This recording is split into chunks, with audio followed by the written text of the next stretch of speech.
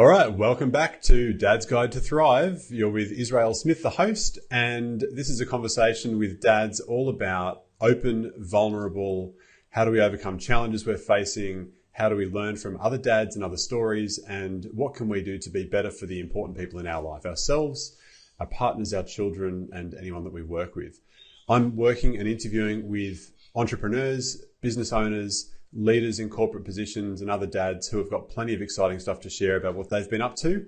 And today I am joined by Michael Ricchio. Now, Michael is a gym owner, a certified strength and conditioning coach, and has quite a wide experience. I'm just refreshing my notes here. Quite a wide experience in all sorts of management positions in and around the health industry, and has had a fascinating journey from having children to opening a gym, and then several months later, a pandemic hitting and throwing all sorts of curveballs at him. So I'm really excited to dig into our chat today with Michael. Thank you for joining me, and welcome to Dad's Guide to Thrive. Yeah, thank you for having me on. It's an honor. So I guess I wanted to start with that whole piece that you faced around, okay, I'm going to take a leap. I'm going to leave my corporate role and start my own strength and fitness gym in October 2019, and you're in the Chicago or around the Chicago area in Illinois, and then suddenly a pandemic hits, which none of us obviously expected or anticipated, but it's thrown everyone for a tailspin. So tell me, describe what that was like for you when things first started closing down across the US and in your area. Yeah, absolutely. It's kind of a funny story too. It was a very close friend of mine who walked in one day to our very comfortable corporate job and said, "We should open a gym together." And I said, "That sounds like a great idea." Fast forward 4 years, he had dropped out, and I said, "Well, I'm too deep in, and I want to do this. So I'm gonna continue opening this facility." So years of planning and architecture and build outs and construction and we finally opened, and we were doing okay. And I felt like we were just hitting our stride. And then, you didn't believe it was real. At that point, like everyone else, you really believed all the talk of this 2-week window and, no big deal if we close for 2 weeks and we can figure that out. And, then it became more real. And at that point, I really feel like you had two choices. You could play for the worst case scenario and you could pivot and start coming up with other ideas, or you sit back and you try to wait it out. And fortunately, I think maybe it's just in my nature, the way I tend to handle crisis, my wife says I go numb. My wife says I tend to almost kind of, fixate. I'm become emotionless, which I don't know if that's good or bad. I'll save that for the judgment of a professional. But I did. And we found other solutions, and I'm very fortunate we did. And we developed a very loyal membership base that helped us through, but it was terrifying. It was. I had a son that was not even 6 months old. I had another that was a toddler. It started to become very scary in terms of what the future was going to look like, and if I was still going to be a gym owner, for long. And I mean, I'm sure you went into that having, at least some kind of financial buffer from your previous corporate job and other savings and things, but I can only imagine well, I suppose to your point, you do become emotionless. That's one of your characteristics, which I suppose it starts to insulate you a little bit from the fear and from the, oh my God, watching the savings numbers drop and drop and drop as you keep paying for overheads with no income coming in. But then do you think that there was a point where you really just had to front up to the feelings that, this really does feel quite frightening. This really does feel very uncertain and very uncomfortable. Like, was there a point you reached where that really just hit you and you had to sit and acknowledge those feelings? Oh, yes. Yeah, absolutely. And to your point, it was, as those security blankets started to disappear, it became to the point where now you had to really think about the worst case scenarios. What if there is no money to put food on the table and keep the house warm and pay the mortgage? And those questions start becoming, instead of becoming hypotheticals, they start becoming very real. We have to plan for this scenario. So yeah, absolutely. It became a terrifying stretch. And I mean, I'll also add too, from my perspective in Australia, we were very fortunate that our government became very, very generous with handing out support and relief to business owners around the place through the early stages of that pandemic hitting and closing everybody down, especially when they were subject to even in some parts of Australia, there's still government assistance being provided where, through no fault of your own, your business has been closed by public health order, But I know that, I suppose, with the US being such a larger country than Australia, and then also the government being significantly more tight-fisted with the support that it hands out, you mustn't have had very much of a backstop being given to you by the state there either. Yeah, the truth is, and I try not to be bitter about this because I'm not. It is what it is. But the truth is, I got nothing. We were at a position that because I was such a new business, we didn't qualify for a lot of the programs because we couldn't show a loss the way that other businesses that had been in business longer could. So as a brand new business, we had only been open 1 quarter. So, in the gym industry, you don't walk in with sales. Yeah, exactly. And we're not, other businesses maybe do have an initial sales stretch that you could show. Well, we didn't. It's a slow uptick in the fitness industry. Mm-hmm. So when I couldn't show that loss, we just kept getting denied and denied and denied. And I say we because I have a very close, angel investor who I'm very fortunate to have with me, who was very knowledgeable on the financial side of things. And we have tried everything. And we even today we are waiting to hear from one. But if we do get it, it would be our first one in 2 years. It would be our first actual help. Wow. So yeah. I think we've painted the picture for our audience, for our listeners, that this is it was a very, very difficult time in your business and personal life. Yes. And I mean, tell me a bit about what were some of the impacts that was having on how you were able to show up as a husband and as a father. Like, obviously that had a ripple effect into those personal arenas. You can't really compartmentalize this sort of event and impact on you to, okay, I'm only going to let myself think about this and feel this between the hours of 9 a.m. and 5 p.m. Monday to Friday. Then everything else, I'm going to be roses and perfect and happy and present, So tell us a little about what you started to notice in yourself about some of the effects that was having elsewhere in your life. Yeah. Like I said, at first it was this numb, this focused, I got to find a way through. But after enough time passed, I went through everything that everyone else said they went through. My wife and I realized that we were letting our health go a little bit. And neither of us are big drinkers. But for us, we were drinking way more than we normally would be. Having a glass of wine every night for, a few weeks is not a normal thing for us. So, stuff like that was creeping in. And I definitely noticed that, all the things that I'm preaching as a health professional, I was becoming a hypocrite of, for at least a short term. I was not eating the way I should. I was not exercising the way I should. I was drinking more than I should be. And for someone that has been, I've been coaching for years, and I've always worn it as a point of pride where parents or family members have said, man, you're just the most patient person. And I love that because I think that's it's a trait that I've got enough flaws where it's one that I've always held on to. It's a nice redeeming quality. Yeah, absolutely. But it was something that I noticed, at least for me, by comparison to my normal self, was starting to wane a little bit. I was not as patient of a father and a husband or as a boss. I had staff I have staff that have kids that I really took a lot of pride in the fact that I have to make this work because this is their well-being as well. And this is how they feed their children. And at some point, just like others, but, stress definitely took a toll where I was not the best version of myself, for sure. Mm-hmm. Mm-hmm. I mean, if you're listening to this, you may think, wow, man, you're digging all the way into the mud here. You're sort of, dredging up all these experiences. And I think one of the reasons I just want to kind of reiterate, I think that this is important because it's not often that dads talk to each other about things like this, about the fear we face in the quiet moments when we're alone and we're considering the responsibilities we hold for our wives, for our children, or our partners and our children, for our businesses, for our staff. And it's really in moments like these that I think almost by necessity, we become very honest with ourselves and we start to see the world a much more clear way than maybe we allow ourselves to most of the time. When all of the I guess what I'm going to call the illusion of control, the illusion of consistency that we've kind of lulled ourselves into, when all of that gets stripped away. And it's like, you know what? Nothing's working the way you think it's going to work. Nothing is normal. Today is nothing like yesterday, and tomorrow is going to be different again.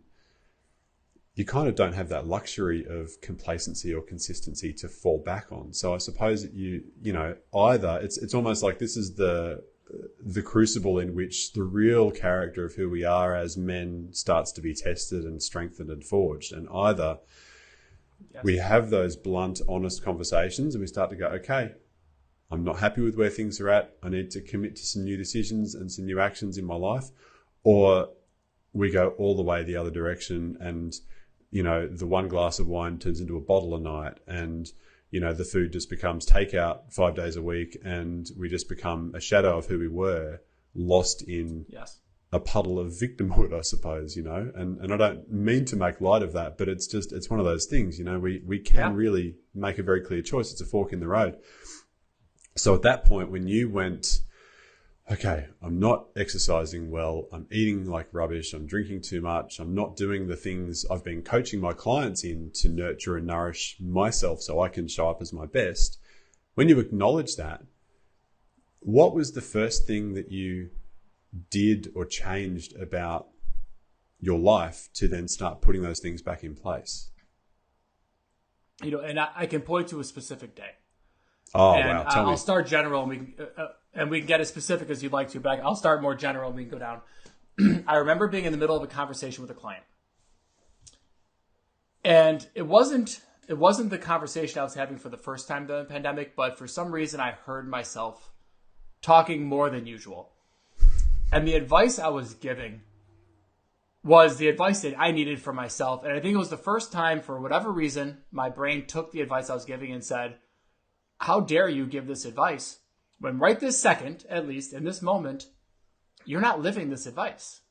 And, you know, something, I've been doing this job for 16 years, and, you know, there's a lot of debate in the fitness arena of whether trainers need to live a certain way to be able to be good trainers. And I've always been on the side of the fence of, well, I don't know if they have to be. I do believe that a trainer that lives the life of health and lives the life of fitness is more inclined and in a better position to give better advice because they understand what the person's going through.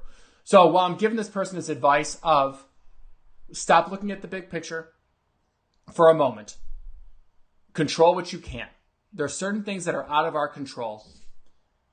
And if we focus on things that are out of our control, we are only going to deepen our stress, which is only going to dig our hole deeper. So I made this client make a list. What do you have control over? So I remember hanging up that phone call, and it was a virtual call with the client, and hanging up, and I was sitting exactly in this office because this is where I did all of my, I'm in my basement right now. I'm at home. I'm not at my gym. And I was sitting exactly in this chair when I said, what the F? Like you need to do this. So I did. I pulled out a paper out of the junk drawer to my left, and I made a list. I said, what can I control today? And I realized the first thing I was writing was my health stuff. I needed to get back to doing what I did really well and to take care of myself and to worrying about today. I also made myself write out a list of positives.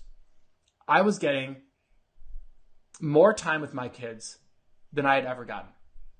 Because up to this point, even my, now he's 4 years old, but even my older son, most of his life I was spent building this business. I really, I consider myself, I use the word modern dad, where overnights I did all of it. But during the day, I was working a ton.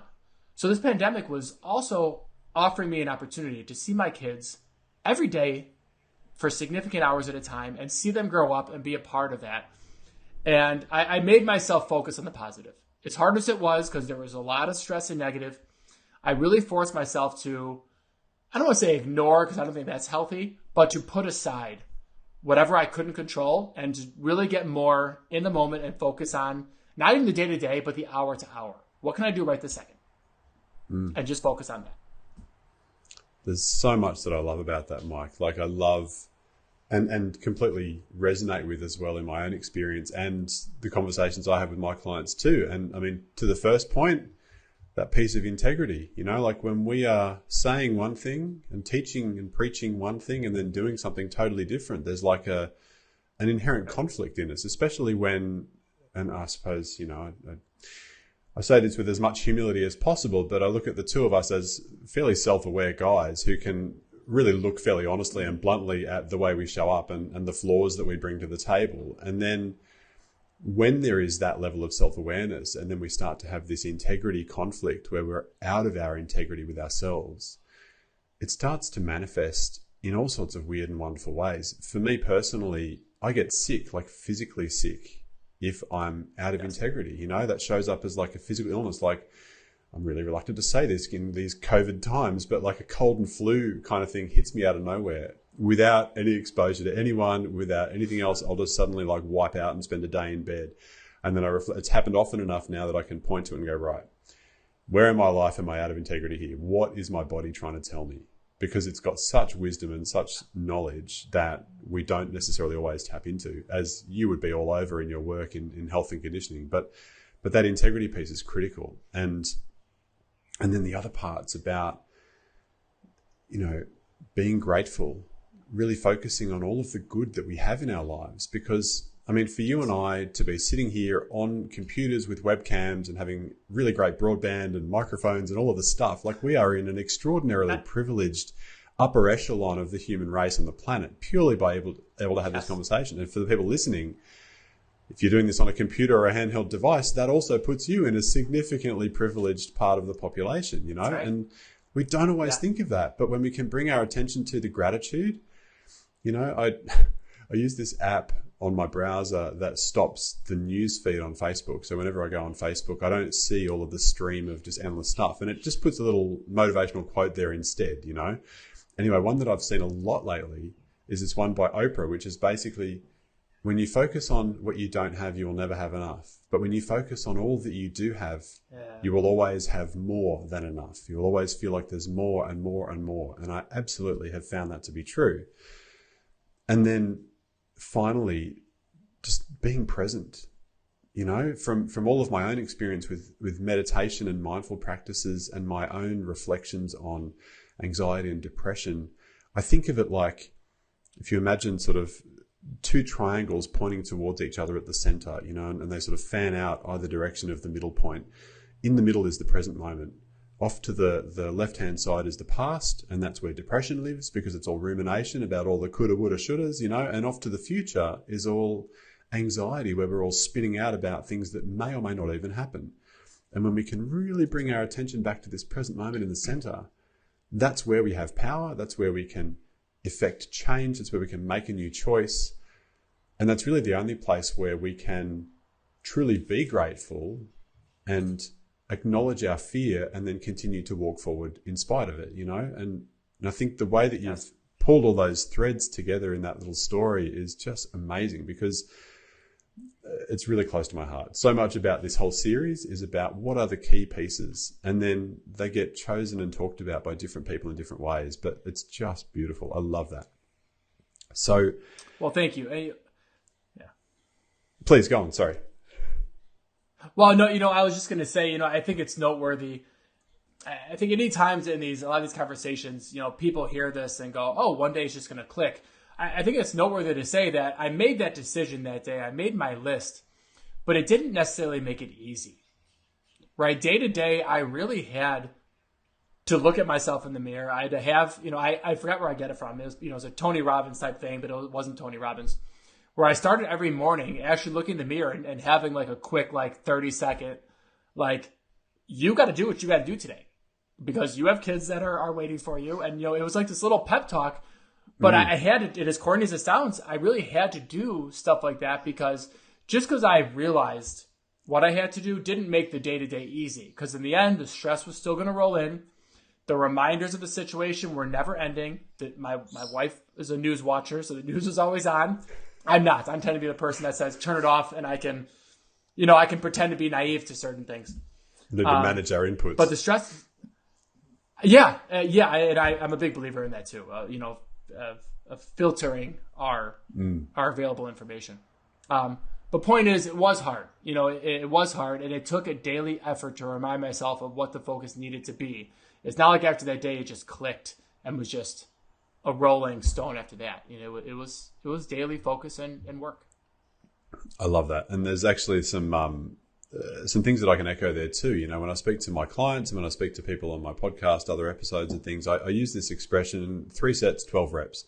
And, you would be well versed in this with your fitness and strength training background. But this came from something that I really picked up when I was a long time. It was actually before my first big depression diagnosis. My wife and I were on a get fit, get pregnant campaign where we were, going to work with personal trainers and getting our bodies as fit and healthy as we could to have the best chance of success for a second pregnancy, because we'd had a couple of false starts after our first child. And that whole understanding that I had previously never had about what weight training actually means and how it works in our body, and that it's really like, the first set you can usually do really easily because you've got all the energy still stored in your muscles. The second set, you start to really feel it a bit. And it's by the third set, and it's that 10th, 11th and 12th rep where you're really breaking muscle, building new strength, really pushing past what your body can comfortably easily do. And, these things that we're talking about, like really looking after the fundamentals of our health, looking after being grateful and focusing on positives, all that stuff, it's like building a muscle. It's literally a 3 sets, 12 reps kind of thing. You don't just get it. I absolutely agree. But the work, when we start this path of, okay, I'm going to be a responsible, considerate, aware human. I'm going to do my best to be my best. It's like the price of admission is that you need to be prepared to roll up your sleeves and do some work. Like, this is where the rubber meets the road, these practices, these things. If only we could go to the gym once and be fit for the rest of our lives, man. But it's my coach who I work with, she has a phrase, chop wood, carry water. You gotta, before enlightenment, you have to chop wood, carry water. After enlightenment, you still got to chop the wood and carry the water. So it's the same thing. Yes. It's such a great book, by the way. Have you ever read that book? Oh, I didn't know it was a book. I just thought it was like a parable. Oh, well, maybe it is for her, but no, it's a great book, and that's exactly what the book's about. It's the whole theme of the book. So yeah, if you haven't read it, it would be right up your alley. Yeah, but you're absolutely right. I'll add it to my list. Yes. Yeah, which I don't know if you're like me, as you can see behind me, I've got a never ending. My wife makes fun of me because I think I buy 10 books a month to what I can read. So every time she sees a book arrive in the mail, she's like, when are you going to get to this one? I'm like, I don't know. Yeah, we'll see. It's on there, the knowledge, it'll seep in via osmosis somewhere. Yeah, I'll get, you know what though I have found though? That sometimes the right book comes at the right time. And again, I don't mean to be cliche, but it's true, where sometimes all of a sudden I'm like, you know what? I do have a book on that I bought a year ago that also, you know what? Now's a good time for me to read this. And it tends to be there when I need it. But back to your point, I think everyone's waiting for things to get easier. And I think it's a good expectation to set that, not that certain things don't, not that everything has to be exponentially harder as you go. The body does get better and more efficient, and the brain does become better and more efficient. However, it doesn't mean that the daily focus and the daily work goes away. And I think that's where people's expectations, at least, are off, is that we lose. I want to make sure I put this the right way. We lose the appreciation for the journey. And that we want the journey to be easy, when at some point, this was a big Kobe Bryant thing, right? And I love Kobe Bryant for this phase, was he always appreciated the journey. That's what he said. He said he put his work into the practice because he actually started enjoying the practice. He enjoyed the work. He enjoyed the shots. And because of that, the game days tended to take care of themselves. But he wasn't getting through one process to get to the other. He was thoroughly enjoying the journey. And that's something that the day-to-day focus that I started living, I think that's what that became important to me, was I want to actually appreciate the work. I want to appreciate the effort. I want to appreciate the early mornings. I want to appreciate being up with my son at 1 a.m. and not expecting my wife to be the stereotypical parent that is supposed to do those things. I've always believed that I want to enjoy those parts of things. And all that has done over my time of doing that has really made me enjoy being a parent and a business owner significantly more than I think I would have if this pandemic never happened and I didn't have some of these hard lessons. That's so good. The story about Kobe as well. Like I remember reading something about that recently, about how he would just dive into his practice and just get so niche and so specific on one skill and just drill it and drill it and drill it until it was like muscle memory and easy. And obviously that made him, one of the greatest players of all time. In my own personal experience, I trained for and ran a full, 26-mile marathon, like a 42-kilometer race, about 10 years ago. But I remember vividly the sense that all of the long runs and the conditioning and the interval training that I did in the lead up, like the actual process of that was where I got the growth. The run itself, the marathon day itself, was like dessert at the end of a really good meal. Like I had the biggest smile on my face because that was the payoff. I got to front up to the start line with these couple of thousand other people and go on this definitely difficult but so fun, so rewarding, so satisfying experience. And it was like the culmination of that whole journey and that whole process. And had I spent that preparation time out of my body and in my head kind of too far in advance, I wouldn't have really appreciated the improvements I was making and the subtle journey that we were going on, and I think as dads, as business owners, as entrepreneurs, it's the same can be applied so easily. Like who I show up for my kids and my wife as now is different to who I was 6 months ago, 12 months ago, 10 years ago. It's a constant iterative journey, but I absolutely agree that when we're really present and really focused on, okay, right now, today, how can I derive joy and satisfaction from the work that I'm digging into, and appreciate it. Sure. and feel either the physical strain of like pushing the body a little bit and really relish that. Like I still play basketball, once a week with a bunch of kids who are about half my age at the in the local B grade comp. But what I love, some nights I'll be there and, the lungs are burning and the legs are sore and you're just sweating buckets.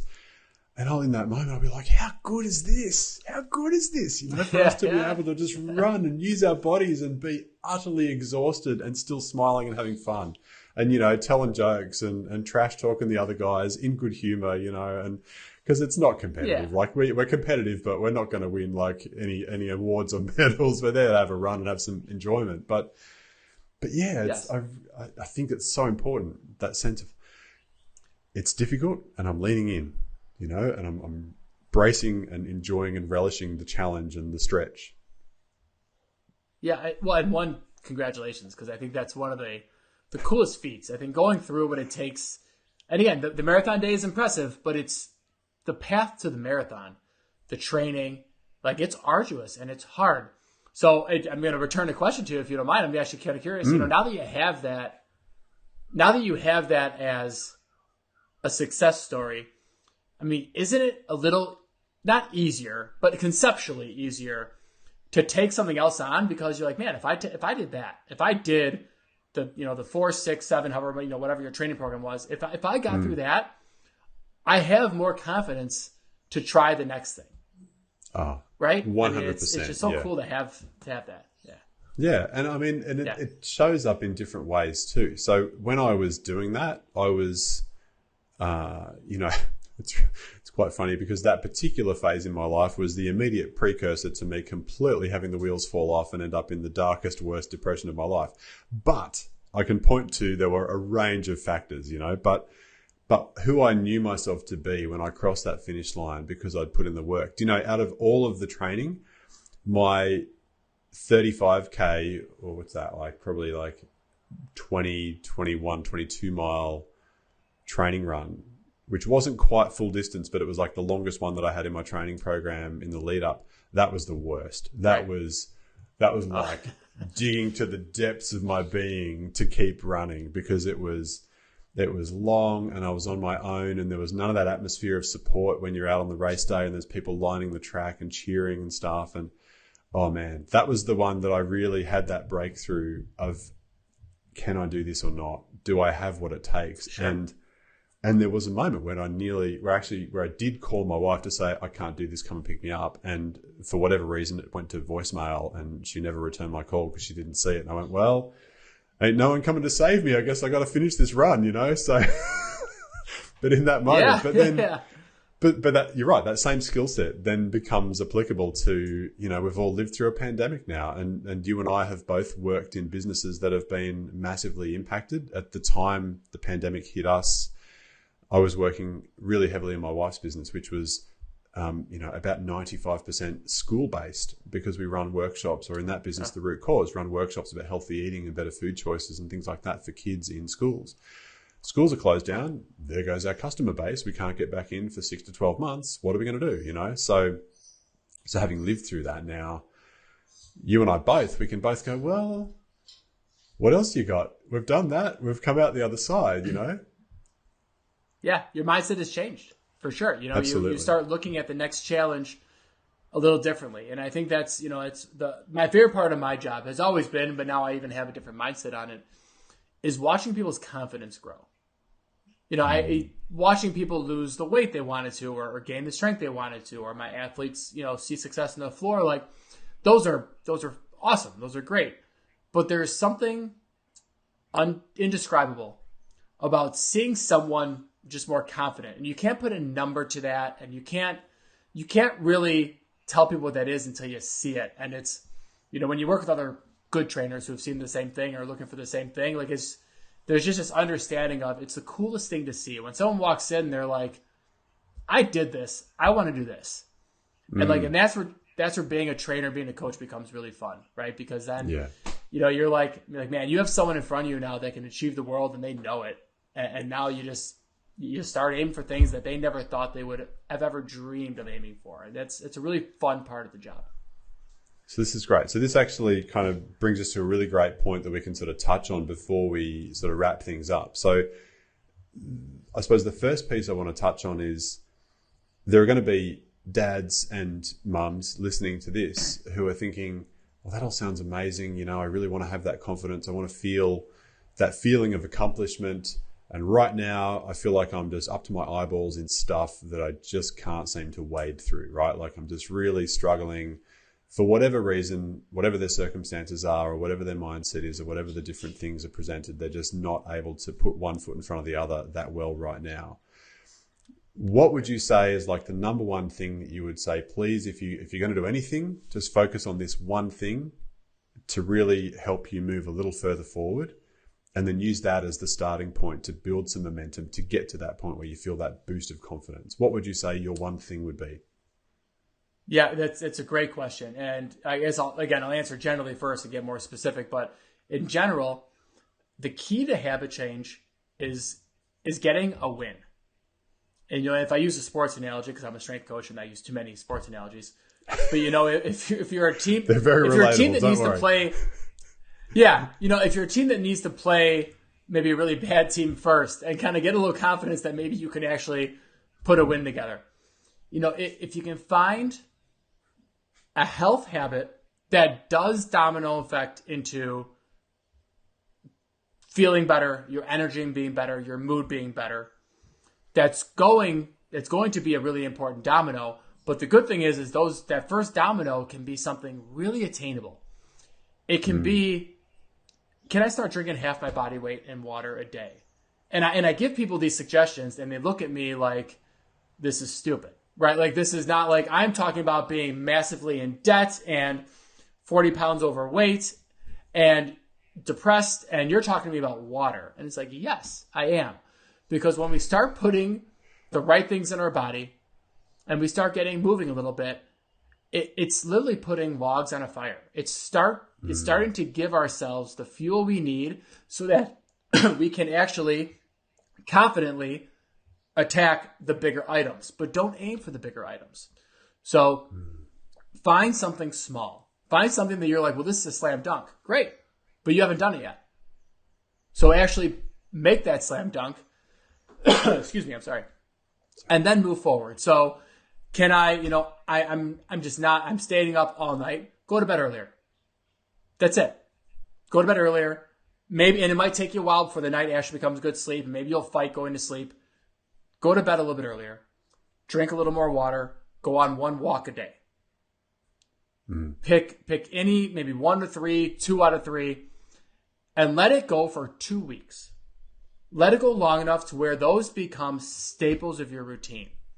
And I promise you, the next one will come. But you have to build some confidence that if you do something and you focus on it, it can become a part of you and your life. And once you have that, now instead of it becoming, and I've had clients say this too, where at the beginning I'm going to trust that Mike knows what he's talking about, so I'm going to listen to him. But once we accumulated a couple of wins, it started to become, I'm going to do the next one because I remember that I did this in the past. And if I did that, I can do this. So now it's no longer about me and the coach and the advice. It's now about, I have faith in myself that I think I can attack something a little harder than what I attacked last time. Yeah. So that would be my advice. We have to start small and we have to start attainable and go from there. So good. It's so good. And, I love to, because I've experienced this personally where, we go through seasons in life and the season in life that I was in when I trained for and ran the marathon is different to the one I was in 18 months ago and 2 years ago when I lost my dad. And it's different to the one I was in 6 months ago and all of that. And, I think we need to begin where we are and just, I think it's great. Like I think of it in terms of just building that trust in ourselves. Can I trust myself to get out of bed at the right time and to get myself to bed on time? Can I trust myself that I can do this for me? Not because someone else is looking over my shoulder, but just something for me that when I say I'm going to do this, I'm going to drink the water, I can trust that I can actually make that commitment and keep it, It's just beautiful. Yes. Well, I like first of all, I'm sorry to hear about your father. I know it's not the same thing, but I know we share the loss of a father. And so I'm very sorry to hear that. But I love the start where you are mentality. And I think it's great advice, and I think as we talked about a little before the recording too, I think sometimes that takes a really honest conversation with ourselves about where we actually are. Because a lot of us have this defense mechanism where we want to believe that we maybe are in a different spot. Meanwhile, unfortunately, maybe that's just not the case. But if we have a little bit of that honest conversation with ourselves and we actually realize where we are, we can make better judgment in terms of what these first small steps can be. Right.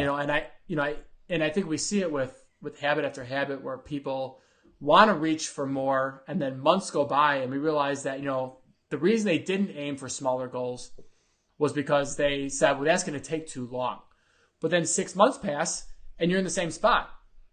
So if you would have taken the longer route, you still would be way farther along than you would have been if you just would have started the way that we advise you to start. So I think it's a great point you brought up. Look, I think you and I could quite easily riff on this for about another 6 hours, but I'm very respectful of both your time and our listeners' time because there's so much common ground here that I'm just really, and I want to say a very special thank you to Beverly who introduced us. So this has just been a fabulous conversation, Mike, and I'm really looking forward to continuing this at some point in the future. I think, everything you've said, start small, start to build confidence little bit by little bit. I think it's definitely something that we can all relate to and at least see ourselves a little bit in that, oh yeah, I remember when I aimed for something that was just too much of a stretch and I just got discouraged and I stopped or I quit, but if we aim for something very small, very attainable, we get the win on the board, we can start to build a little momentum. That momentum, it's like, the snowball effect. A little bit becomes a lot more. It becomes a huge thing that then becomes this wholesale life change. And, 6 months, a year down the track, we're a completely different person living from a very different place. So, look, I know this has been a beautiful chat from my perspective, and I'm sure that everyone listening will have really appreciated hearing your perspectives on what you've overcome and the tips that you've shared. So I'm so grateful. What I'll do is, I know you run a fitness gym, and I'm imagining that I know you also have a podcast of your own, as well as some other things that you're building in the online space. So we're going to have listeners from right around the world. I will make sure people can find your link and details to connect with you for more of your wisdom, listen to your episodes, and find out anything else that, because I'm sure people are going to go, damn, that Michael guy, I want to kind of clue in a little bit more to what he's got to offer. So we'll make sure that's available. So listeners and viewers, please check the description and the show notes, and we will make sure that you can connect with Michael that way. Thank you so very much for being with me today, Michael Ricchio. And let's just keep, starting more of these conversations for dads to really learn how they can thrive. Yeah. Thank you so much for having me on. I agree. I could do this for hours more, and I look forward to the next one for sure. All right. Thanks again, everyone. We'll see you next episode. Thanks so much for joining me on this most recent episode of Dad's Guide to Thrive as part of the Illuminating Lives podcast. I really appreciate you being here, and I would really appreciate if you resonated with this interview, if you wouldn't mind sharing it with the people in your life. Help spread this message, spread these conversations to dads, men, and women everywhere so that we can all be better. Write a comment, hit the like button, subscribe if you want to get notified for the next episode. And please remember that I'm a one-to-one coach and a professional speaker, helping dads in business feel more peace, be more at ease, and feel less stress and be better able to be the parent, husband, and leader in their lives that they want to be. So if you'd like to work with me or have me present to your organization, please contact me via my website or social media channels. The details are all in the description. I look forward to seeing you on the next episode. And in the meantime, may you be happy, may you be healthy, may you be loved, and may you live with ease.